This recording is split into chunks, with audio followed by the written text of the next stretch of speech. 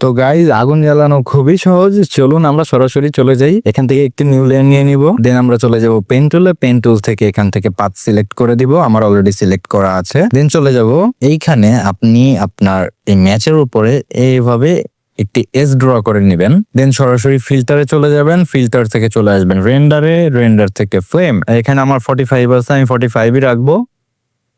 ওকে, keyboard থেকে delete button press করেন, দেন হচ্ছে আপনি কন্ট্রোল টি প্রেস করে অ্যাডজাস্ট করে নিন।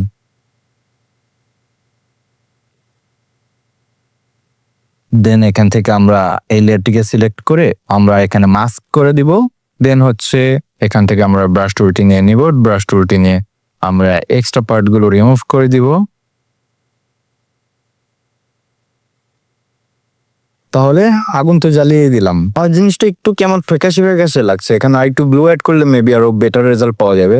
আমি আরেকটি নিউ লেয়ার নিয়ে নিলাম, ব্রাশ টুলে যাব, অল্ট বাটন প্রেস করে লেফট ক্লিক করে এখান থেকে কালারটি সিলেক্ট করে নিয়ে আমি ব্রাশের সাইজ একটু বড় করে দিব।